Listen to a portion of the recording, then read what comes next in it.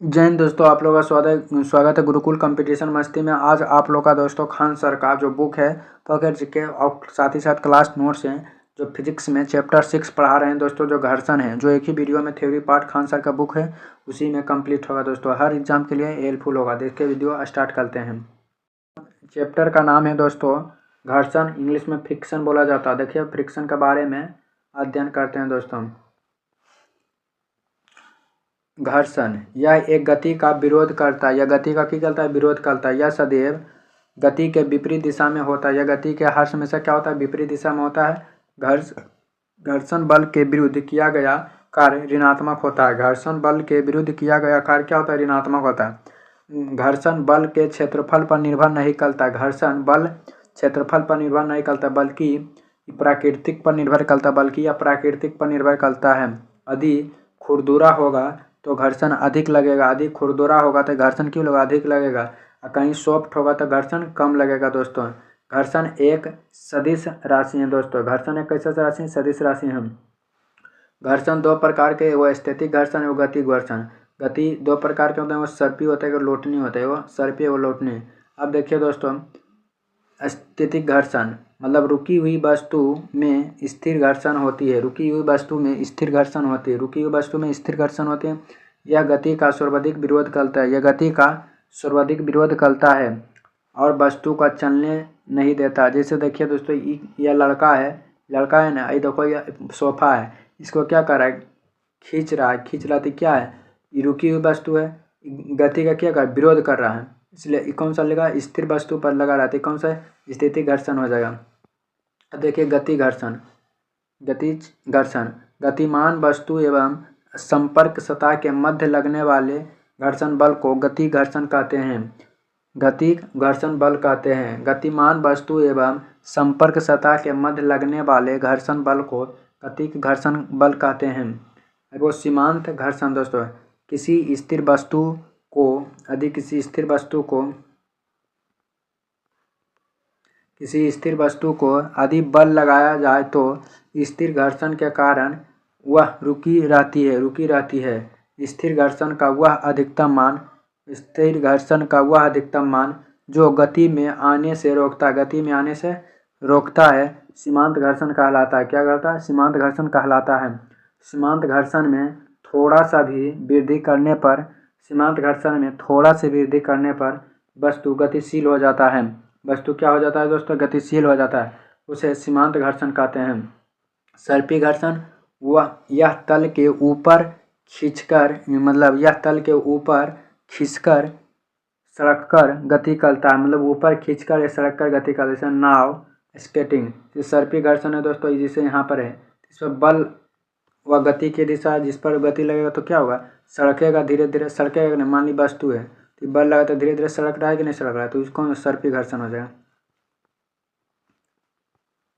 लोटनी घर्षण दोस्तों, किसी वस्तु में पहिया लगाकर डागरा देना यह लोटनी घर्षण कहलाता है।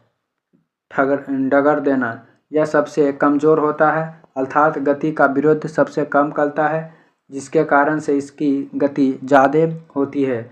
सर्पी घर्षण को लोटनी घर्षण में बदलने के लिए वायरिंग या घिटन का प्रयोग किया जाता है। जैसे देखिए दोस्तों, रोलिंग फ्रिक्शन, इसमें घर्षण बहुत कम होता है, जिधर चाहेंगे उधर लुढ़क जाएगा दोस्तों। तो इसलिए स्थिति घर्षण सबसे ज़्यादा, फिर सर्पी, फिर लोटनी। घर्षण को कम करने की विधि है दोस्तों, तल के चिकना करके, मतलब तल को हम चिकना कर देंगे तो घर्षण क्या हो? कम जगह। बढ़ी द्वारा रंध मारना, विशेष आकार देकर भी, इसमें जैसे तो खींचने में क्या होगा? बहुत दिक्कत, लटकाने में हो जाएगा। सर्पी घर्षण को लोटनी घर्षण में बदलना वायरिंग घिरनी के द्वारा स्नेह या डालकर से ठोस स्नेह, ग्रेफाइट चूर्ण पाउडर में द्रव स्नेह, मोबिल या ग्रीस तेल या थूक लगाकर क्या होता है? प्रतिक्रिया बल। जब दो वस्तु एक दूसरे पर पारस्परिक प्रभाव डालते हैं तब पहले वस्तु के द्वारा दूसरे वस्तु पर लगाए जाने वाला बल को क्रिया और दूसरे वस्तु पर पहले वस्तु पर लगाए गए बल की प्रतिक्रिया को बल कहते हैं दोस्तों, प्रतिक्रिया बल कहते हैं।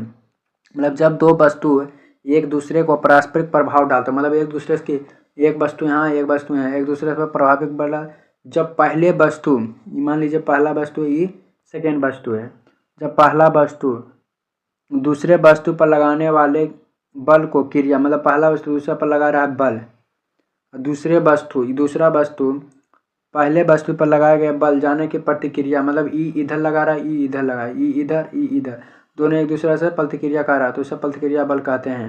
जैसे देखिए बीच में है दोस्तों, एक ऊपर खींच रहा है, वो नीचे खींच रहा है, ऊपर खींचे, तो उसी पर कौन सा प्रतिक्रिया बल हो जाएगा। अब देखिए बालू घर्षण और बर्फ घर्षण में अंतर। जब हम अपना पैर से रेत के पीछे की दिशा में दाबते हैं तो रेत विस्थापित हो जाता है, और फलस्वरूप रेत से प्राप्त प्रतिक्रिया बहुत कम होता है। बर्फ की स्थिति में बर्फ तथा हमारे तलवे के बीच बहुत कम घर्षण होने के कारण बर्फ पर चलना कठिन होता है। इसी कारण कांटे तले जूते पहनते हैं। प्रतिक्रिया बल क्षैतिज घटाव के कारण हमें आगे की ओर खींचता है। घर्षण बढ़ाने का रेल की पटरियों पर बालू छिड़कते हैं। घर्षण बल अभिलंब प्रतिक्रिया किसके गुणनफल के बराबर होता है? क्या था? बराबर होता है।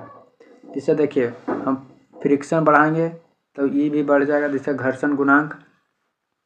इसके द्वारा किसी वस्तु पर लगाने वाले घर्षण की गुणांक किया जाता है। F समानुपाती R, तो F समानुपाती है तो म्यू लगेगा R, तो म्यू बराबर F बटा R होता है, F बराबर R। इसे म्यू से देखते हैं। म्यू का कोई भी बीमा और मात्रक नहीं होता है। घर्षण गुणांक का मान 0 से 1 के बीच होता है। घर्षण बल के अधीन किया गया कार्य ऋणात्मक होता है।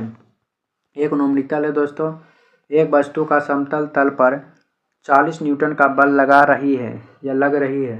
यदि घर्षण गुणांक 2 हो तो प्रतिक्रिया बल ज्ञात करें। प्रतिक्रिया बल क्या करें? ज्ञात करें।